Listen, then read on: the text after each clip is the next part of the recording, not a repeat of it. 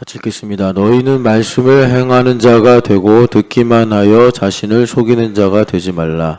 누구든지 말씀을 듣고 행하지 아니하면 그는 거울로 자기의 생긴 얼굴을 보는 사람과 같아서 제 자신을 보고 가서 그 모습이 어떠했는지를 곧 잊어버리거니와 자유롭게 하는 온전한 율법을 들여다보고 있는 자는 듣고 잊어버리는 자가 아니요 실천하는 자니 이 사람은 그 행하는 일에 복을 받으리라. 아멘.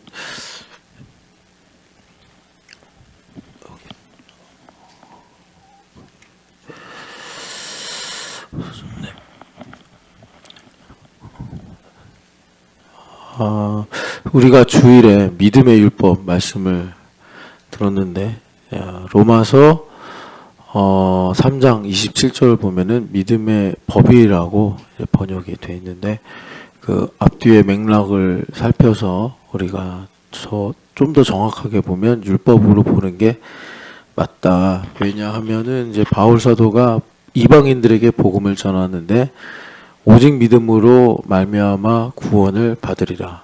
믿음으로 구원받는다. 이 복음을 전했단 말이에요. 그러니까 유대인들에게는 그러니까 그 율법을 지켜야 구원을 받는 건데, 그러니까 믿음으로 살리라 이 말이 이제 율법을 잘 지키는 것인데, 그런데 이제 바울 사도가 믿음으로 구원 받는다 이제 이렇게 이제 말씀을 전해서 유대인들 사이에 그러면 바울 사도는 율법을 이제 폐하는 사람이냐? 예수님도 이 땅에 계시면서 천국 복음을 전하실 때, 이 죄인들, 뭐 귀신 들린 사람들, 그 당시 유대인들이 볼 때, 뭐 이방인들 또 병든 사람들, 이제 그런 사람들의 친구가 되셨다 이러잖아요. 그러니까 이 바리새인들은 율법을 저가 이제 어지럽힌다. 뭐 심지어 성전을 헐리라 이렇게도 말씀하시니까 예수님께서 그래서 천국 복음인 그 산상설교에 보면은 나는 율법을 폐하러 온 것이 아니다 이렇게 말씀하셨어요. 그런 이제 비슷한 맥락이죠. 바울 사도가 갈라디아서를 보면은 할례를 받지 않고 말하라. 아예 그 할례 받는 문제를 저주까지 언급을 하시면서 천사라도 다른 복음을 전하면 저주를 받으리라 이렇게 말씀하셨단 말이에요.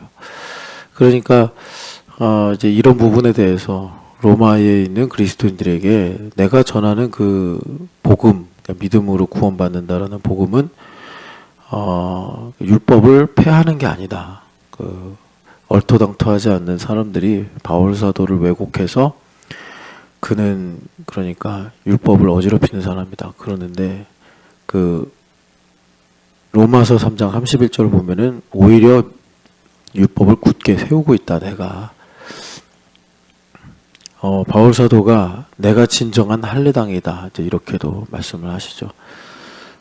그래서 이제 우리가 믿음의 법이라고 되어 있는 그 27절의 말씀을 믿음의 율법이다라고 보는 것이 좀 더 이 맥락과 연결해서 정확하게 좀 삶에 적용할 때 필요하다.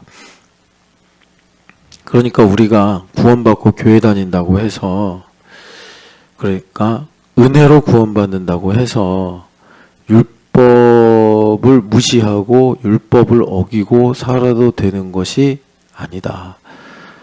많은 예수님 믿는 사람들이 그렇게 생각하고 있다. 심지어 여러분 요걸 좀 기억하시면 좋겠어요. 그 필립 얀시라고 좋은 분이죠. 이분이 놀라운 하나님의 은혜라는 책을 썼는데 그게 미국에서는 원래 이제 미국에서 나왔는데 별로 인기를 못 받았어요. 그게.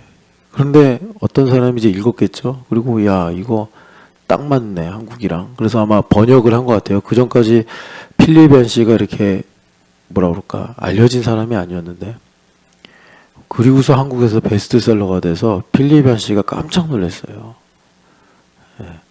그러니까 차이는 이제 미국의 이제 기독교하고 한국 기독교의 분위기가 다른 거죠. 미국도 상당히 은혜를 강조해서 한국과 정서가 유사해요. 근데 그래도 한국이 더한 거죠. 그 은혜 쪽으로 좀 더 기울어진 건. 은혜가 나쁜 게 아닌데 이제 율법과 은혜라고 우리가 말하잖아요. 그러면 100% 율법, 100% 은혜가 돼야 되는데 한국 사람들이 이제 믿음으로 생활을 하는 걸 보면 이제 은혜는 뭐 100에서 500%막 이렇게 가고 거의 무한대급으로 은혜를 늘려놓아 버리고 율법은 그냥 거의 이제 나쁜 거. 이게 참 어려워요. 한국 사람들은 율법을 나쁜 거라고 생각해요. 율법이 로마서의 말씀대로 정죄하는 기능이 있잖아요. 그러니까 딱히 기분은 안 좋습니다. 나한테 딱 율법이 걸리면 뭐 예를 들어서 왜 이렇게 늦게 자, 뭐 그러니까 늦게 일어나, 뭐 이런 거 일상에서 오가는 얘기예요. 밥 남기지 말고 다 먹어, 뭐 이런 거. 뭐 또 이럴 수 있어요. 새벽 예배 왜 안 나와? 뭐 이런 말. 다 율법이죠. 다 율법이에요. 그러니까 이런 내용들은 다 썩 기분이 안 좋아요. 근데 이제 장성한 사람은 성경에 보니까 이제 지혜를 가지고 말해서 이런 것들을 이제 소화할 수 있다. 이렇게 성경에서 말씀을 해요. 그러니까는 우리가 삶에서 어떤 규모, 느헤미야서 9장에 이 계명을 잘 지키면 삶을 얻게 하셨는데 이렇게 이제 말씀하잖아요. 그런데 이 100% 더하기 100%가 돼야 된단 말이에요. 제가 제일 왜곡된 걸로 보는 것 중에 하나가 저는 이 희생 코스프레라고 생각합니다. 희생 코스프레. 그러니까 항상 희생하려고 그래. 예. 그러니까 여러분 희생은 전지전능하신 하나님만 하실 수 있는 거예요. 그러니까 우리가 물론 살면서 양보하고 손해보면 희생적이다. 이제 이렇게 얘기를 하는데 제가 이런 걸 이제 어떻게 알았냐면 뭐 저를 이제 임상적으로 분석을 하면서 알게 됐고 또 예수님 믿는 사람들 중에 그런 사람들 되게 많아요. 기독교는 희생이 좀 강조되잖아요. 근데 이 홀로서기가 안 된 상태에서 어줍지 않게 희생하려고 하는데 그런 건 이미 이제 문학에서 다 어떻게 보면은 들통났어요. 그러니까 그 희생이라는 가치마저도 사실은 자기의 유익을 위해서 아주 정밀하게 가는 거 아니냐. 차라리 대놓고서 내 맘대로 할 거야. 뭐 이런 사람들 있잖아요. 내가 더 가질 거야. 그런 사람들은 좀 어리숙합니다. 어리숙해요. 그런데 홀로서기가 안 됐는데 희생 코스프레 하는 분들 있죠. 그건 제가 하는 말이 아니라 마크 트웨인이 한 말이에요. 톰 소여 여행 쓴 마크 트웨인이 한 말이에요. 정밀하게 갑니다. 자기가 원하는 거, 목적으로 하는 것. 그래서 그런가 하여튼 엄마와 아들 사이에 많이 작용하는 것 같아요. 엄마와 아들 사이에. 그러니까 엄마들은 희생의 대명사인데 엄마가 아빠랑 좋은 관계를 갖지 못하면 반드시 희생 코스프레로 가서 아들을 연인 삼습니다. 아주 힘든 거예요. 남자애는 왜 내 인생이 이렇게 힘든가? 아들은 모르고 사는 거예요. 엄마랑 그걸 끊어야 되는데. 그리고 엄마는 그냥 아들을 위해서 희생하는 건데 나중에 며느리랑도 다 힘들게 만들고. 저는 제가 잘한다는 게 아니라 약간 아들은 엄마를 소원하게 대하는 게 좋은 것 같아요. 한국 엄마들이 또 이 근성, 모성 이런 게 강하셔가지고 못 넣어요, 못 넣어 아들을. 아이고 참. 그런데 여튼간에 우리가 홀로서기가 안 된다. 홀로서기가 됐다는 걸 우리 믿음으로 말하면 이제 예수님 나의 주인 되셨다 이런 거고, 그거 은혜잖아요. 예수님 나를 부르셔서 내가 예수님의 종 돼서 사니 예수님을 주인이라 부르는 거잖아요. 성령으로 말미암지 않고는 아무도 예수를 주시라 할 수 없느니라. 그러니까 은혜로 우리가 예수님을 주인님 이렇게 부르는 거예요. 그런데 이제 이것을 율법적으로 홀로서기를 율법적으로 보면은 내가 아무도 의존하지 않아도 내가 스스로 모든 것을 웬만한 것들은 결자해지할 수 있다. 그런 것들이 뭐냐면 어렵고 힘든 일이 생길 때 남 탓 안 한다. 남 탓 안 한다. 그러면 이 사람은 어느 정도 그래도 홀로서기가 된 거예요. 그래서 그러니까 뭐 항상 시비가 붙으면 뭐 자기 생각에는 내가 한 30, 저 사람이 70 정도 잘못했어 이렇게 생각하고 엄청 화를 내잖아요. 막 열받아하고 정죄하고. 그런데 하나님 보실 때는 그놈이고 저놈이 이놈이 50대 50이 50대 50 싸우면 똑같으니까, 예? 이거 뭐라고 그러죠? 무슨 하여튼 손바닥 마주쳐서 소리 난다고 고장난명, 예? 똑같은 사람이니까 싸우는 거예요. 성경에 욥기에 유명한 말씀 있잖아요. 너가 하나님하고 싸우려고 하느냐. 싸움도 안 되는 애가 하나님 앞에 와서 뭐 맞니 틀리니 하니까. 그러니까 이게 똑같으니까 서로 옳으니 틀리니 이러는 거예요. 그래서 저도 이번에 이제 여러분들 복된 기회 주셔서 참 많은 성찰의 시간을 보내고 왔는데, 부모는 끊임없이 정진해야 돼요. 부모는 부모하고 자식하고 똑같아지면 안 되잖아요. 월등한 레벨을 유지해야 된단 말이에요. 예, 그래서 부모는 어쩔 수 없어요. 그 은혜로 부모 된 거잖아요. 여러분들 중에 무슨 뭐 자격이 돼서 끊임없이 정진해야 돼요. 끊임없이. 여하튼 간에 그래야지 둘이 똑같아지면 싸운다고.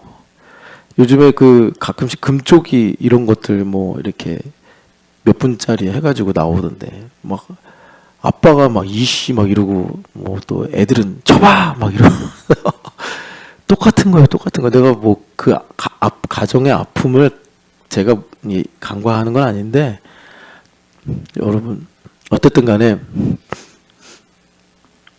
우리가 그 홀로서기가 돼야 된다. 그래서 예수님 나의 주인이시구나. 이것이 얼마나 풍성하고 복된가. 홀로서기가 안 되면 예수님 주인이라는 게 나에게 아무런 이펙트가 없어요. 예수님 주인이시네.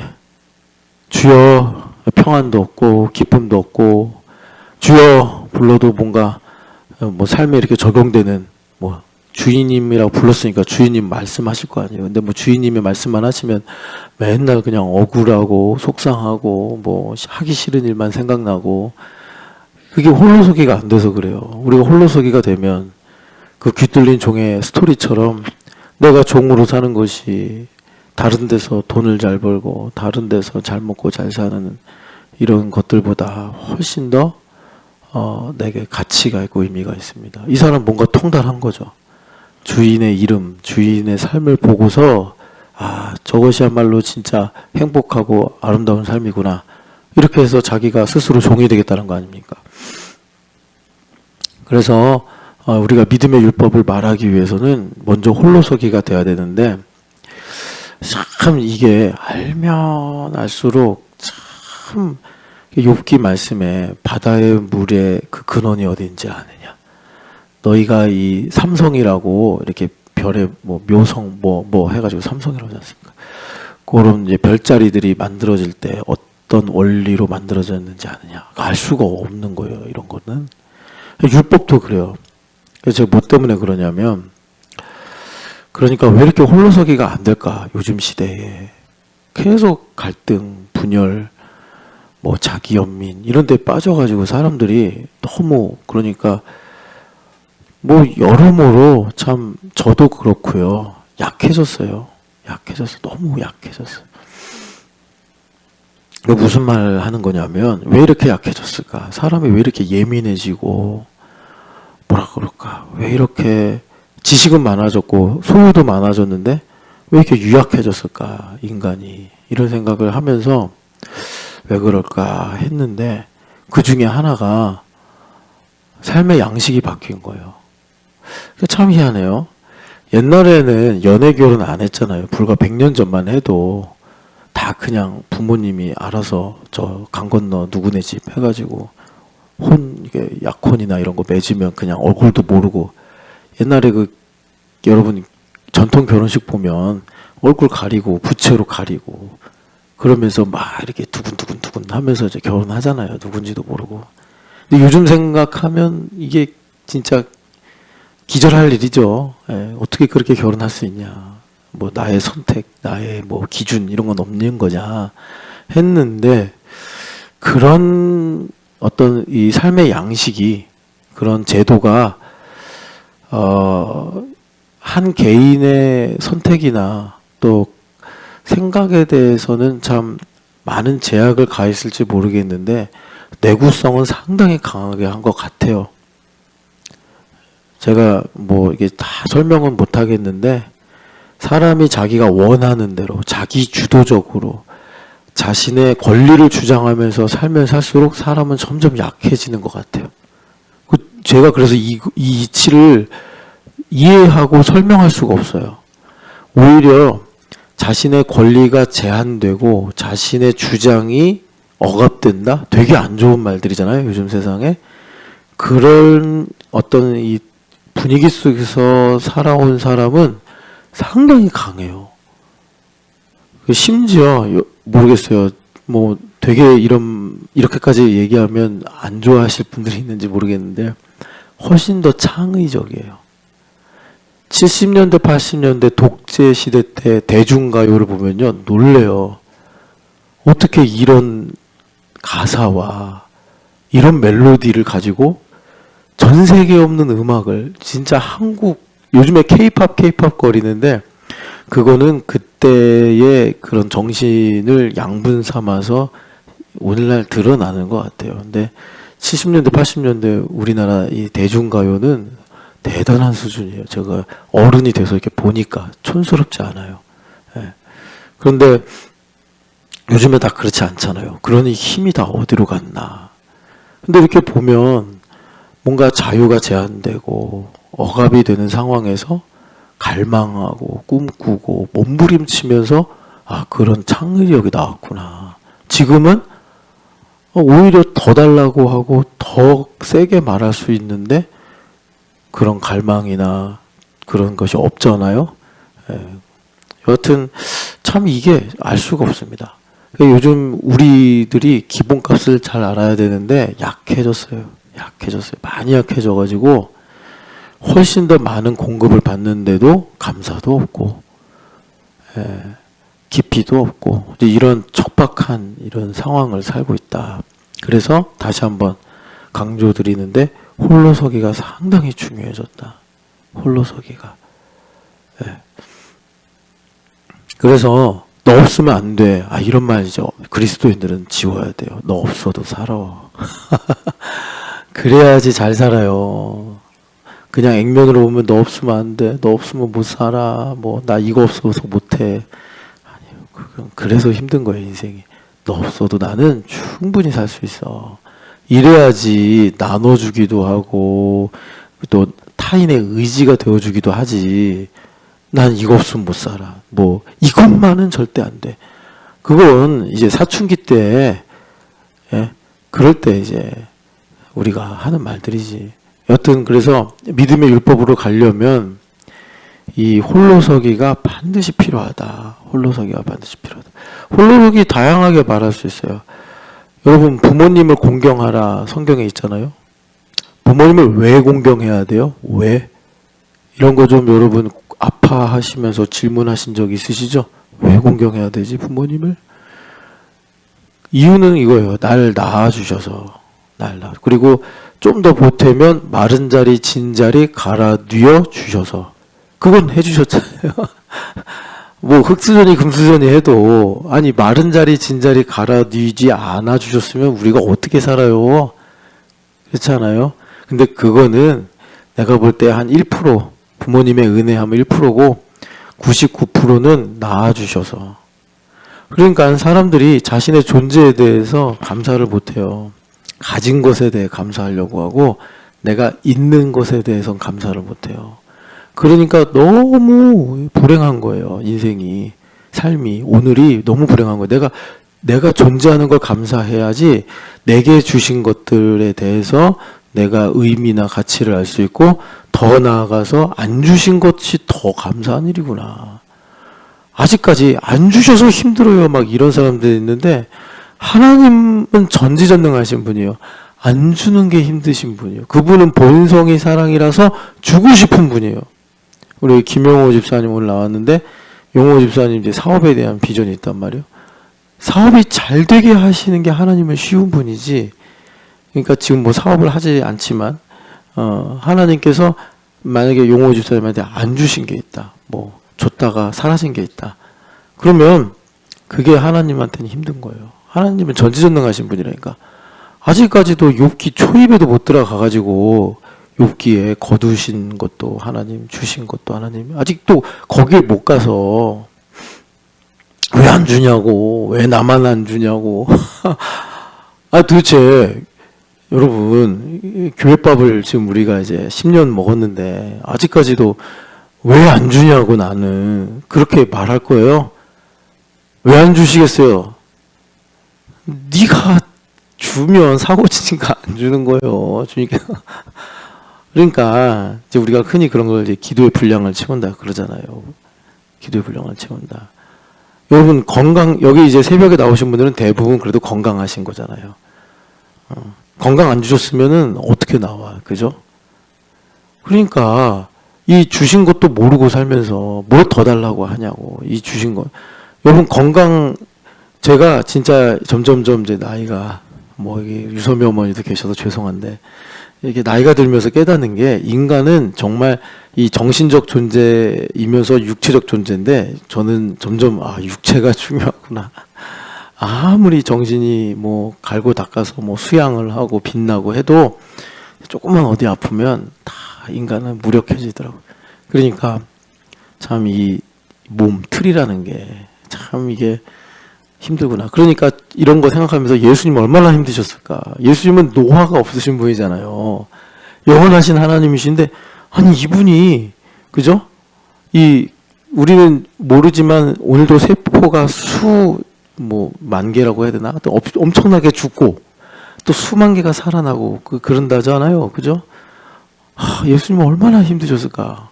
뭐 제가 그걸 이렇게 설명하고 느낄 수는 없지만 정말 힘드셨겠다. 제가 이 육체 가지고 살면서도 이 인간이 그런데 하나님 얼마나 힘드셨을까 이 생각을 하는데 여하튼 간에 존재하는 것에 대해 감사하셔야 됩니다. 존재하는 것. 그래야 행복해요. 그러니까 10계명, 5계명은 정말 계명, 행복계명. 그게 행복의 열쇠라니까요. 많이 가지고 성공하는 게 행복이 아니에요. 내가 어디로부터 와서 어디로 가는지를 일단 알아야 되고, 그러면서 하루하루를 하나님의 뜻대로 살아야지 내가 행복할 수 있는 거예요. 그러니까 여러분들이 불행감을 느끼면 누구 때문에, 무엇 때문에 불행한 게 아니라 궤도 이탈했다라는 신호예요. 궤도 이탈했다는 신호. 그러니까 내가 어디로부터 왔는가. 부르심과 택하심을 굳게 하라. 왜 교회 다닌다고요? 나의 부르심과 나의 택하심을 굳게 하려고. 그게 흔들려 버리니까 궤도를 이탈해서 그 유다서에 나오는 유리하는 별과 같이 어두운 이 우주 공간을 떠다니다가 그냥 사라진다니까요. 그런데 이런 모든 것들의 기본값이 존재에 대한 감사예요. 내가 있어서 감사하다. 그러니까 되게 역설적인데 무슨 말이냐면 영원에 대한 소망을 가진 사람이 오늘을 정말 현실적으로 잘 살 수 있어요. 영원에 대한 소망이 없는 사람, 그래서 이 땅만 보고 뭐가 좋니 안 좋니, 되니 안 되니 이런 거 있잖아요. 그런 사람은 오히려 그러면 관심사가 이 땅에 있으니까 이 땅의 일들을 지혜롭게 판단하고 제대로 살 것 같잖아요. 안 그래요. 이상하게 이것도 아무리 몰라요. 이제 제가 더 기도를 해야겠지만 그러니까 주님께 여쭤보면은 보통 한 10년 안에는 답을 주시던데 이것도 이제 제가 막 고민하기 기도하면서 묻기 시작한 거니까 10년 뒤에 가르쳐 줄지 모르겠는데 하늘에 갈망을 두고 하늘에 이 정점을 둔 사람, 나는 소속이 하늘이다. 나의 행복은 하늘에 있다. 이런 사람이 이 땅에서 잘 살아요. 희한하게. 이게 궤도를 이탈하지 않아서 그런가 봐요. 그러니까 그런 모든 일의 기본값이 나의 존재에 대한 감사예요. 근데 참 안타까운 게 저도 이거를 많이 이렇게 목회하면서 고쳐보려고 하는데 잘 안 고쳐져요. 제가 이제 목회하니까 사람들 만나서 말씀도 전하고 이렇게 뭐 상담도 하고 또는 축복도 하고 기도도 하는데 존재에 대한, 그래서 우리 교회 옆에 존재의 이유가 있는지 모르겠어요. 존재에 대한 감사를 못해요. 근데 이게 왜 못하나 제가 살펴보니까 길들여졌어요. 존재가 아니라 소유, 또 뭐라 그럴까, 뭐 비교, 우위, 뭐 이런 걸로 행복을 찾는데 길들여져 가지고 좀처럼 예수님을 믿는 사람들조차도 있음에 대한 감사를 못해요. 그러니까 내가 나 자신에 대한 있음에 대한 감사를 못하면 상대방의 있음에 대해서도 감사를 못해요. 그러니까 상대방도 항상 조건적으로 대해요. 잘해야지 널 사랑하지. 뭐 이렇게 얘기 안 하고 뭐라 그러냐면 너 때문에 힘들잖아 이렇게 얘기하죠. 너가 이렇게 해서 내가 지금 뭐 상처받았느니 뭐 화가 나냐느니 뭐 이런 식으로 해서 이제 다 그렇게 하죠. 그러니까 여러분 10계명 5계명은 구닥다리 고리탑은 다 아는 그런 재미없는 계명이 아니고 정말 우리 삶의 골수를 찔러 쪼개는 계명입니다. 부모를 공경하는 거, 뭐 유산을 많이 주셔서, 뭐 용돈을 많이 주셔서, 뭐 날 좋은 학교 보내주셔서, 뭐 날 좋은 거 먹이시고 입혀주셔서가 아니에요. 내가 그냥 이 땅에 있게 해주심이 감사하구나. 있게 해주심이 감사하구나. 이거예요. 그래서 좀 산들을 많이 다녀요. 그러니까 그 소청, 그 진짜 하나님 만드신 기가 막힌 코스예요. 희운가까지는 그래도 갈만해요. 우리 용화영제도 한 번 갔었잖아, 그지? 한 번 더 가면 좋겠는데. 근데 그 희운각에서 이 소청까지가 진짜 제가 여러 산들을 다녀봤지만 제일 힘들어요. 1.2km밖에 안 되는데 이번에도 갔지만 너무 힘들어요. 너무 힘들어요. 우리 여기 배상진 형제가 이제 운동한 그 스포츠맨 아닙니까? 그리고 또 무도인이잖아요. 옛날에는 이 앞차기를 하면 180도가 딱 찢어졌대요. 이건 진짜 무서우신 분이죠. 무사도 이런 게 좀 있으신 분이에요. 그러니까는 예전에 지리산을 상진 형제 놀러 왔을 때 아마 이제 그때는 동생이 가자고 하니까 상진 형제가 그냥 아유 배소의 쯤이야 하고 왔다가 23km 걸었잖아요. 그때 진짜 거리가 너무 길어서 힘들어요. 거리가 23km. 그래서 뒤에서 허윤실은 저 내려가면 안 됩니까? 계속 내려가면 안 됩니까? 안 부르다는 오 목사님 하면서 계속 울고 따라오고. 근데 상진 형제 그때 쥐가 났거든요. 평소에 등산을 이제 뭐 많이 안 하셨으니까 놀란 거죠 다리가. 근데 그걸 계속 허벅지를 치면서 완주를 하시더라고. 그러니까 저 보면서 저 보통 내기가 아니다. 그랬는데 이번에 어떻게 감동을 받으셨는지 이제 같이 소총에 갔는데 앉질 않아요. 상진 형제는 딱 서가지고 가만히 이렇게 서 있기만 해 계속. 한 번 대자로 누웠는데 거기가 소총이에요. 소총에 딱 올라가니까 대자로 누워서. 근데 그 소총에 딱 가면 이게 이제 외설악과 내설악이 동시에 보이는데 공룡능선 장엄하잖아요. 물론 뭐. 근데 저는 어떤 분이 그러더라고요. 그랜드 캐년을 보고 왔는데 그랜드 캐년은 그랜드 캐년식으로 아름답고 이 설악산의 이 소총은 또 그 나름으로 아름답다. 뭐 비교할 수 없는 거라고 하더라고요. 하여튼 저는 이렇게 보니까 항상 그쯤에 가면 이제 감동을 받는데 쫙 한쪽으로는 공룡능선 해가지고 저기 이제 백담사까지 내설하게 쫙 펼쳐지고 이쪽으로는 신선대가 보이면서 그 너머 속초바다가 보이고 이게 그냥 속초를 설악산을 품듯이 딱 이렇게 오는 거예요.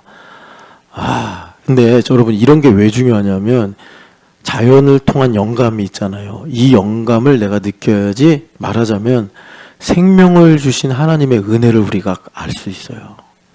그러니까 꼭 그것만은 아니겠죠. 뭐 별도 있겠고 또 뭐가 있나. 하여튼 뭐 또 하나님 만드신 성경도 우리에게 그런 영감을 주지만 풍성한 게 좋잖아요. 풍성한 게. 그러니까 그게 기가 막혀요. 소천까지 죽을 맛으로 가다가 막 이제 거기서부터 이제 설악산이 쉬워지는데 이제 그 광경을 딱 보면서 약간 보상도 되고 이거 보려고 여기까지 왔구나. 그러면서 하나님의 그 손길. 그 니베타가 아니라 커비타가 목사님이 설악산 가자 했더니 자기는 봉우리가 하나 이렇게 있는 산인 줄 알았는데 근데 웬 봉우리들이 계속 그런 아름다운 광경을 이제 보는 거죠. 그럴 때 이제 하나님의 어떤 창조주의 정신 이런 걸 이제 우리가 보는 거잖아요. 그런 걸 우리가 이제 감지하면서 배워야지 나를 있게 하신 그 부모님의 은혜가 무엇인지 정확하게 말하면 하나님의 은혜죠. 이제 저도 부모가 됐지만 뭐 기도 많이 하고 뭐 그렇게 내가 해서 아기를 낳은 게 아니잖아요. 그죠? 그러니까 하나님의 은혜인데 이제 부모님을 통한 그래서 내가 있음에 대한 감사 오늘도 내가 살아가는 것에 대한 감사 여기서 삶이 변화되지 이거를 제쳐놓고 뭐 되니 안 되니 있니 없니 뭐 너가 나한테 잘해주니 못해주니 이걸로 계속 내가 행복을 찾고 의미를 찾으려고 그러면은 그냥 헛도는 거예요. 드라이버를 이렇게 넣는데 헛돌면은 힘이 없잖아요. 흔들흔들 그러다 빠지고 흔들흔들 그러다 빠지고 그러잖아요. 힘이 있어서 꽉 조여줘야지. 사실 이제 오늘도 안수 기도를 하는데 김용호 집사님 기도를 하면서 김용호 집사님이 잘 박힌 못이 돼야 된다 주님 그러셔가지고 잘 박힌 못 그게 드라이버든지 뭐 시멘트 못이든지 하여튼간에 잘 박힌 못이네 꽉 조여줘야 돼. 그러려면 뭐냐 내가 있게 하심에 대한 감사 내가 있게 하심에 대한 감사. 그래서 5계명은 그 10계명도 보면 4계명까지는 하나님 5계명부터는 이제 세상이잖아요. 여러분 그렇게 홀로서기가 되시는 은혜가 있기를 축복합니다. 그래서 아까 전에 다시 한번 주의를 드릴게요. 희생 코스프레 이거 벗어나야 돼요. 희생 코스프레 이런 거예요. 희생 코스프레가 뭐냐면 박유미 자매 뭐 먹을래? 목사님 드시고 싶으신 거예요. 전 그런 사람들이 제일 싫어요. 기왕 밥 먹겠으면 이미 집사님 뭐 드시겠어요? 오늘은 짬뽕이 땡깁니다. 이래야지. 아니 내가 질문을 했는데 저보고 먹고 싶은 걸 먹재는 이게 참 제가 성도님과 목사니까 쥐어박지 않는 거예요. 정말 쥐어박고 싶어.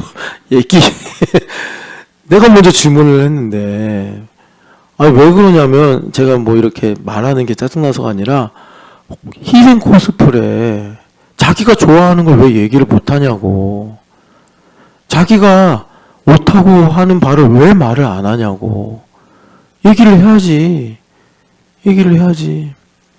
그래서 뭐 다르면 맞춰가는 과정이 있겠고 또 토론하면서 이렇게 가는 과정이 있겠고 양보하는 과정이 있지. 그냥 물어보자마자 상대방이 말할 수 없는 카드를 확 내밀어. 그게 뭐예요? 재미없게. 그러니까 여러분 희생 코스프레 절대로 오늘 말씀 듣고 나네. 그러면 오늘부로 예수님 이름으로 끊어버려요. 이기적으로 살자가 아니라 내가 어떤 존재와 가치를 갖고 사느냐. 일단 내가 뭐가 있어야 될 거 아니에요. 내가 없는데 뭘 내가 누구를 위해 살면 내가 뭐라 그럴까 얻고 뭘 성공하고 그래요. 뭐 하나님께 나도 없는데 뭘 영광을 돌려. 그러니까 희생은 전지전능한 하나님만 하실 수 있고 이 땅에서는 홀로서기가 된 만큼만 할 수가 있다. 홀로서기가 된 만큼만 할 수 있다. 그래서 우리가 이제 홀로서기가 되면 믿음의 율법으로 산다. 이제 이런 말인데 그 믿음의 율법이라는 게 뭐냐면 우리가 율법을 떠나서 살 수 없죠. 물고기가 물을 떠나 살 수 없듯이 물고기가 물을 떠나 살 수 없듯이 인간은 율법을 떠나 살 수가 없다.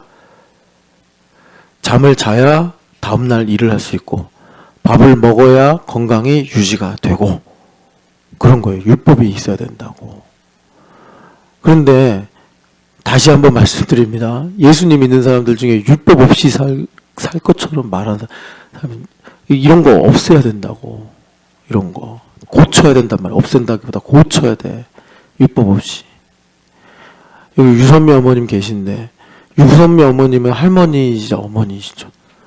그렇다고 어머니가 모든 걸 다 희생할 수 있을까요? 아니에요. 어머니가 만약에 지연자매 또 저기 이제 아들도 계신데 모든 걸 다 아니에요. 혼내기도 하시고 안 된다고도 하시고 그래야지 말하자면 이런 이제 텐션이 유지가 되면서 거기서 공경, 예의, 절차 뭐 이런 게 다 생기는 거잖아요. 율법 없이 살 수 없어요. 우린 율법이 있어야 돼. 그래서 하나님께서 우리에게 행복을 위하여 율법을 주신 거다. 신명기 10장 13절. 너희의 행복을 위해서 거기 이제 명령이라고 번역을 했는데 율법이라는 단어가 성경에 엄청 많이 다른 이름으로 쓰이잖아요. 증거, 법 법도, 규례, 뭐 이런 거 많이 쓰이잖아요. 그 중에 하나가 명령. 그러니까 하나님께서 왜 율법을 주시는 거예요? 나의 행복을 위해서, 이 땅에서. 그러니까 에덴은 율법이 없는 곳이었을까요? 아니요. 100% 완전한 율법. 여기 오늘 말씀하는 온전한 율법. 자유롭게 하는 온전한 율법. 그런 게 어떤 거냐면 우리 은유가 오늘 엄마 아빠 따라서 새벽 예배를 하러 왔는데 쟤는 성빈이구나. 은유는 어디 있어요? 누워 있어요. 네. 그러니까 성빈이나 은유가 온전한 율법이라는 게 뭐냐면 지금 쟤네들은 되게 무력하죠. 무력하고 무식해요. 스스로 할 수 있는 게 하나도 없어요. 그러니까 쟤네들 뇌 속에는 엄마 전지현을, 아빠 김용호를 의존해야 나는 먹을 것도 얻을 수 있고 따뜻하게도 보호받을 수 있고 하여튼 공급을 받을 수 있다. 이게 뇌에 있어요. 그래서 얘네들은 거의 그 절대적인 충성을 부모님께 합니다. 어느 정도로 절대적으로 충성하냐? 만약에 김용호 집사님하고 성지현 집사님하고 뭔가 이렇게 애들한테 들키진 않았지만 갈등이 있어. 그러면 우리 김은유는 본능적으로 그걸 캐치해요. 그거는 얘네들이 생사의 이런 뭐랄까 감각을 갖고 있기 때문에 여러분들이 감춰서 내가 절대 입으로 얘기 안 해. 그런데 뭔가 이런 이제 아픔이 있고 뭐 안타까움이 있어. 애들이 모른다고 생각하세요? 감추어진 거면 감추어질수록 더 애들은 그런 식으로 알아요. 절대 얘기 안 꺼내. 제가 이거 어떻게 하냐고요? 지호 보면 알아요. 지호 절대로 얘기 안 꺼내요. 모른다고요? 아니요. 되게 잘 알아요. 정확하게 균형을 얘가 그래서 힘든 거예요. 정확하게 균형을 얘가 맞춰서 농담도 허튼 말도 틀림없이 얘기해요. 그러니까 이 아이가 얼마나 그 텐션을 저기 유지하며 사는가 너무 안타까운 거예요. 그거 없이 살아야 된대. 예. 애들 똑같아요. 그러니까 진짜 부모님은 늘 행복해야 돼요. 억지로라도. 여하튼 간에 그러니까 행복하다는 게 너무 이걸 이제 여러분들이 자연적인 상태로만 보지 마시고 항상 아이들한테 힘들고 어려운 일이 있어도 아빠는 건재하다. 적어도 너한테만큼은 건재하다. 이거를 계속 보내줘야 돼요. 그런 게 뭐겠어요? 성질 안 부리고 애들한테 감정적으로 얘기하지 않고 애들한테 감정적으로 얘기하면 안 돼요. 하여튼 간에 뭐 이제 그런 거예요. 그래서 아이들은 그걸 잘 알아요. 잘 알아서 저 사람이 말을 안 하면 자기도 말을 안 해요. 그 부분에 대해서. 이건 되게 어려운 문제구나. 알아요. 예. 그래가지고 그 아이들은 절대적으로 부모를 의존하는 거예요. 안 그러면 죽으니까 자기가 먹을 것도 없고 입을 것도 없으니까. 그래서 이 아이들은 그러니까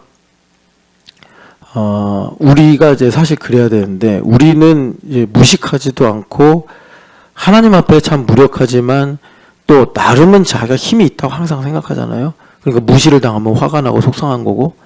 그러니까 우리가 그런 이제 요소를 가지고서 이제 하나님 앞에서 그러니까 우리가 참 이 완고한 마음도 갖기도 하고 이제 그런 거죠. 그래서 아이들은 그런 상태에서 이제 부모님을 의존하면서 충성하죠. 우리도 사실은 그래야 된단 말이에요. 그러니까 우리가 스스로 무력해지는 건 말이 안 되죠. 스스로 우리가 무식해지는 것도 말이 안 되죠. 그러니까 어떻게 해야 돼요? 하나님을 아는 지식을 점점 크게 해야죠. 상대적으로. 그러니까 우리 아이들도 성장하면서 그 과정을 겪는 거예요.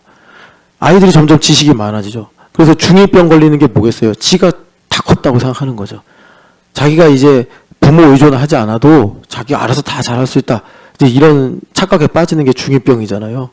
그런데 이 아이가 자라가면서 부모에 대한 지식을 크게 갖는 거죠. 그러니까 뭐 부모님이 대단한 존재라서가 아니라 인생을 아는 거죠. 아, 부모님의 은혜가 이렇게 큰 거였구나. 알게 되는 거죠. 그거는 사실 자기 내면이 깊어지는 거고, 그렇게 해서 말하자면 또 부모님께 다시 이제 성숙한 충성을 드릴 수 있는 거죠. 부모님께. 여러분, 이 온전한 율법, 이게 온전한 율법이에요. 우리 아이들은 그래서 부모, 초등학교 가기 전까지는 그래도 온전한 율법. 좀 더 이제 말 잘 듣는 애들은 뭐 초등학교 때까지 그렇고, 이제 중학교 올라가면서 깨지죠. 이제 뭐 해라 그러면 뭐 엄마나 잘해 뭐 이런 얘기하고. 그러니까 지금 우리가 여기 온전한 율법이다. 이게 에덴에서 그랬고 절대적으로 충성했으니까 하나님 앞에 완전히 의존하고 살았으니까 지금은 이제 이게 깨졌단 말이에요. 깨져가지고 우리가 하나님께서 이제 말씀하시면 불쾌해하고 속상해하고 뭐 감사도 안 나오고 그런단 말이죠. 그런데 예수님께서 우리에게 성령 하나님을 부어주셔서 말하자면 믿음으로 사는데 그 믿음으로 살아가는 모든 일들이 율법화해서 적법하게 이루어지더라라는 것이 믿음의 율법입니다. 이게 그러니까 뭐 이해가 어려우신 분들도 계실지 모르겠는데 그런 것 문제는 교회 좀 자주 와서 내가 꼭 이게 머리를 돌려가지고 이해되는 게 아니란 말이에요. 성경의 진리는 그냥 연합하고 결합이 돼서 오고 가고 하는 중에 기름 부음이 가르치는 거란 말이에요. 아니 그 요한복음 2장 27절, 요한일서 2장 27절 우리가 그렇게 많이 선포했는데도 아니 왜 기름 부음을 자기가 제한하려고? 그러니까 기름 부음은 성령 하나님이고 성령 하나님은 자유의 영이시란 말이에요. 자기가 하고 싶은 대로 한다고. 그 말은 무슨 말이냐면 무질서하게 하신다는 게 아니라 정밀하게 섬세하게 가장 효과적으로 하셔서 나를 복되게 하시는 분이에요. 그러니까 내가 제한을 해서 교회 가는 시간이 요만큼이고 뭐 사람들 만나는 거 요만큼 만나고 내가 하는 일도 요만큼이면 돼. 요렇게 해가지고 구성지게 사는 분들 있죠? 내가 지금 여기 펜이 없어서 이걸 좀 그리고 싶은데, 그러니까 그 구성지는 부분들 중에 자기가 이렇게 이제 세워놓은 어떤 이 허락된 영역 중에 성령 하나님께서 그때 그 시마다 그 장소마다 하시는 역사에 이렇게 저촉이 되는 부분만 역사하는 거예요.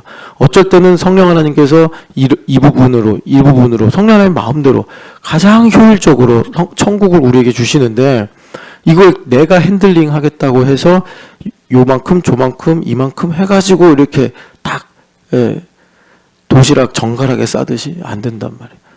어떻게 보면 성령 하나님은 우리가 볼 때는 비빔밥 같이 일하시는 분이에요.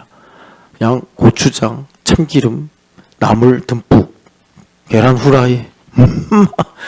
근데 사실은 알고 보면은 그렇게 이제 일본식으로 도시락을 싼 것보다 훨씬 더 완성도가 있고 영양분도 있고 이게 막 섞여가지고 뒤죽박죽된 것 같지만 나름의 모든 질서가 있다고 생각하시면 돼. 근데 우리가 보면 비빔밥인데 아니란 말이에요. 하나님 보실 때는 정확한 요소마다 이렇게 맛을 배치하신 건데, 그렇게 해야지 기름 부음으로 성령 하나님께서 역사하셔서 우리에게 믿음의 율법을 행하게 하신다. 그래서 여러분 이제 시간이 다 갔어요. 오랜만에 와서 뵈니까 참 좋네. 네. 조은영 자매 1등으로 왔네. 조희진 자매 왔고, 김현빈 열심히 오시는구나. 그래, 이 부분이 참 아쉬운데, 제가 내일 또 금요일이죠. 금요철에. 그렇죠. 자, 어쨌든, 여기 야고보서까지 와야 돼요. 믿음의 율법이. 그래서, 1번은 이제 홀로서기가 돼야 된다. 홀로서기가 안 돼서 맨날 원망하고 1등만 기억하는 더러운 세상. 이래서는 안 된다. 그리고 그 다음에 이제 성령 하나님으로 충만해서 믿음으로 말미암아 살아야 된다. 믿음에서 믿음에 이른다. 그래서 믿음에서 믿음에 이르는 건 뭐냐면 성령 하나님으로 충만해서, 그러니까 아멘이 되어지고 그것이 행함으로 온전해지는 것이 믿음에서 믿음에 이르게 되는 거예요. 내가 홀로 서기가 안 되면 성령 하나님으로 충만하도록 부어주시는데 계속 누수가 돼요. 홀로 서기가 안 되면 그쪽으로 계속 누수가 돼. 그러니까 성령 충만이 안 돼. 평안, 의, 기쁨이 없어. 의가 부족하면 어떻게 되죠? 정죄받아요. 기쁨이 없으면 어떻게 되죠? 뭐 두려움과 뭐 슬픔이 오겠죠. 평안도 마찬가지고. 그러니까 이런 거예요. 좋다가 뭐 되게 밝아. 유실자매가 어제는 뭐 지연이 안녕 뭐 이렇게 하고 막 와. 그러니까 뭐 지연자매가 언니 좋아요. 근데 그 다음날 막 얼굴도 타고 언니 밥 먹어. 다음에 먹어. 그러고 가고 막. 홀로서기가 안 되면 그런 거예요. 제가 오랜만에 왔으니까 어제 만약에 그런 일이 있었는데 제가 이런 설교하면 그런 분이 상처받겠죠. 또 목사님 나 들으라고 하니까. 그러니까 너 들으라고 한 얘기니까 제발 좀 너 좀 들어봐. 그렇게 좀 얘기 좀 이해하시고 오늘은 뭐 제가 3일 동안 이제 밖에 있다 왔으니까 교회에 무슨 일이 있었는지 모르잖아요. 여러분들 어제 어땠는지 뭐 모르잖아요. 그러니까 이건 확실하게 나 들으라고 하는 말씀이구나. 홀로서기 돼야 돼요. 이거 없다 보니 심하면 안 돼요. 그렇게 된 상태에서 성령 하나님께서 나를 컨트롤하신 거예요. 충만해야 컨트롤하시거든요. 성령 하나님께서. 그렇게 돼서 이제 우리를 이제 다스리시는 거예요. 성령 하나님께서. 그러면 이제 에덴 동산처럼 내가 온전한 율법으로 살아갈 수 있다. 온전한 율법. 그러니까 나는 한 끼가 두 그릇이 정량이에요. 그죠? 그럼 두 그릇을 먹어야 배에 포만감이 와. 힘이 나요. 그런데 때로는 하나님께서 한 그릇도 주시고 세 그릇도 주셔. 그럼 한 그릇 주실 때는 슬프겠죠. 그런데 그게 진리란 말이에요. 성령 하나님 나를 컨트롤 하시면 그게 믿음의 율법이에요. 예. 세 그릇 주시면요 나눠 먹는 거예요. 이소테스 나눠 먹는 거예요. 그러니까 우리 용호 형제가 나눠 먹고 사는 것을 배우려면 나눠 먹임도 당해야 되고 하여튼 그래. 그래서 그 믿음의 율법은 하나님께서 내게 주신 것이 적법하구나. 이제 그것을 내가 알고 이제 살아가는 것입니다. 그래서 여기 이제 온전한 율법을 뭐라고 그러시냐면 듣고 행하는 사람이다. 그 듣고 행하는 건 뭐죠? 들음으로 믿음이 생겨서 믿음으로 말미암아 온전한 행함으로 나아가는 거예요. 성령 충만하다는 얘기입니다. 그러면 그런 모든 과정을 통해서 어떻게 돼요? 자기를 속이지 않는다. 무슨 말이죠? 나를 성찰한다. 내가 지금 하나님과 어떤 관계인가? 내가 어떤 관계인가? 그러니까 어제는 뭐 지연아 안녕 막 반가워 막 그러다가 이제 허윤실 집사님이 오늘은 지연 자매가 어제랑 같은 이제 허윤실인 줄 알고 언니 안녕하세요 그랬는데 저리 가 막 이러고 이제 막 어두운 그 흑화된 허윤실 자매로 왔단 말이에요. 그때 성령 하나님께서 뭐 길게도 말씀 안 하시잖아요. 윤실아. 그러니까 그러시잖아요. 윤실아. 그러면 윤실 자매가 자기를 이제 깨닫는 거죠. 자기를 잊어버리는 게 아니라 자기를 잊어버리는 건 뭐죠? 허윤실 자매가 막 만나는 사람마다 저리가 꺼져 막 이러고 사는 건데 이제 자기를 아는 건 나 왜 이러지? 나 왜 이렇게 성령 하나님하고 멀어졌지? 나 왜 이렇게 지금 내 마음이 완고해져 있지? 이걸 이제 자기가 깨닫는 거예요. 이게 교회 오는 것만으로도 이걸 알아요. 그럼 그럴 때 어떻게 하죠? 이제 그 일로 인해서 성령 하나님께 가야 되죠. 지연 집사님이 인사를 한 문제라기보다 그건 피상적인 거고 내가 왜 마음이 이렇게 외롭고 곤고하지? 해보니까 이제 이건 하나의 케이스입니다. 어제 그렇게 기분이 좋을 때 사랑하는 신성원을 두고서 자기가 성령 하나님을 근심하게 한 생각을 한 거예요. 뭐 말하자면 뭐 이제 자매들하고 얘기하면서 성원이는 이렇게 키울 거야. 딱 얘기했는데 성령 하나님께서 성원이가 네 거냐? 이런 순간이 있었던 거예요. 자기는 몰랐지. 왜냐? 엄마니까 옳은 말 하는 거예요. 그러면 이제 성령 하나님 제가 성령 하나님 근심케 한 것을 회개합니다. 뭐 이런 식으로. 근데 이게 왜 중요하냐면 이런 것들을 배우고 들어서 헌실 자매가 여러분 레슨하고 사는 거 알죠? 레슨하고 살 때 사람마다 다 능력과 기질이 다양하잖아요. 가르치는 교수법이 다를 거란 말이에요, 다. 그러면 그때 탁월한 이제 레슨을 하려면 어떻게 하겠죠? 성령 하나님께 듣고 성령 하나님으로 충만한 상태에서 레슨을 하면 돼.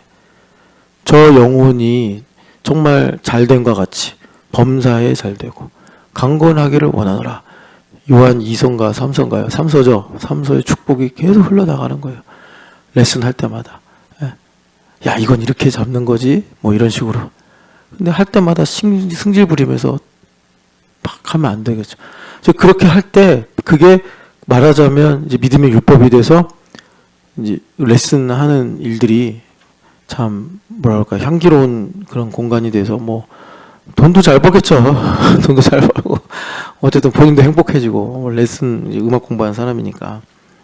그래서 이 자유롭게 하는 온전한 율법을 이제 이게 믿음의 율법하고 똑같은 말씀이구나.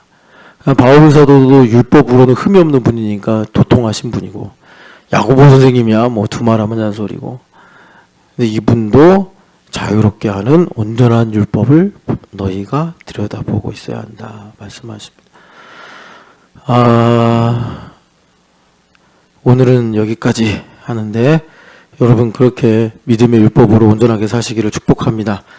사랑하는 하나님 아버지, 우리가 많은 일을 합니다. 결정해야 되고 선택해야 되고 또 실행해야 되는데 성령 하나님으로 충만해서 자유롭게 하는, 내가 자유롭게 될 때 하나님의 뜻을 사모하고 하나님의 뜻을 행할 줄 믿습니다. 하나님의 방법으로 살아서 우리가 하는 모든 일들이 나가도 복을 받고 들어와도 복을 받고 밥그릇도 복을 받고 물컵도 복을 받는 복된 인생 되게 하여 주시옵소서.